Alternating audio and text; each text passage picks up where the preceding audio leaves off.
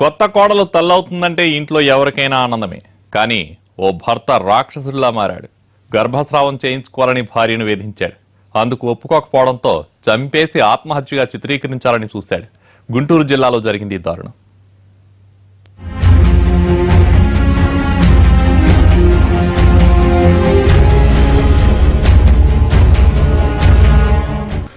కట్టుకున్నవాడే కాలయముడయ్యాడు. నూరేళ్లు తోడుగా ఉండాల్సిన వాడే భార్య ప్రాణాలు తీశాడు. అబార్షన్కు ఒప్పుకోలేదన్న కారణంతో స్నేహితుడితో కలిసి ఈ హత్య చేశాడు. గుంటూరు జిల్లా మాచవరం మండలం మోర్చంపాడు గ్రామంలో జరిగింది ఘోరం. భర్త చేతిలో చనిపోయిన ఈమె పేరు నర్మద. మోర్చంపాడు గ్రామస్తురాలు. నర్మదకు చిన్నప్పుడే తల్లి చనిపోయింది. అప్పటి నుంచి అమ్మమ్మ కంకర భిక్షాల దగ్గరే పెరిగింది. మనవరాలను ఇంజనీరింగ్ వరకు చదివించిన భిక్షాలు గతేడాది మార్చిలో క్రోసూరు మండలం దొడ్లేరుకు చెందిన దార నరసింహారెడ్డికి ఇచ్చి పెళ్లి చేసింది. ఇటీవల నర్మద గర్భం దాల్చింది. 3వ నెల కావడంతో నిద్ర చేసేందుకు నర్మద 4 రోజుల క్రితం మోర్చంపాడులోని అమ్మమ్మ దగ్గరకు వచ్చింది.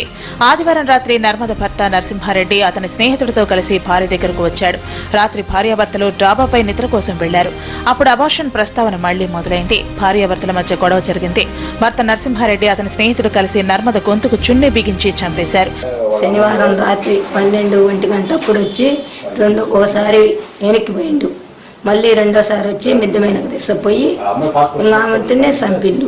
తనకేం తెలియనట్టు ఆమెను డాబా మెట్లపై పడుకోబెట్టి అక్కడ ఉన్న కడ్డీలకు చున్నీ కట్టి ఉరివేసుకున్నట్లు నాటకం వాడాడు.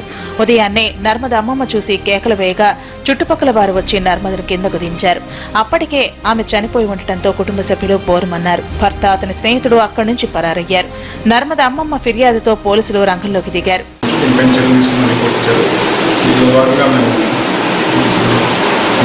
కేసు కట్టుకుని ఎంఆర్ఓ గారికి రిక్వెస్ట్ తీసుకొచ్చాము.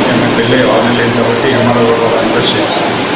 తర్వాత ఈ జరిగిన దానికి పిఎం రిపోర్ట్ ద్వారా నివేదిక రావాల్సింది. ఆ నివేదిక వెంటనే దీనిపైన తర్వాత స్టెప్ తీసుకున్నాము. తల్లి కాబోతున్నానని సంతోషించిన నర్మదకు నరకం చూపించిన కసాయి మొగుడు చివరకు ఆమె ప్రాణాలు తీసి పారిపోయాడు. నరసింహతో పాటు అతడికి సహకరించిన స్నేహితుడి కోసం గాలిస్తున్నారు పోలీసులు.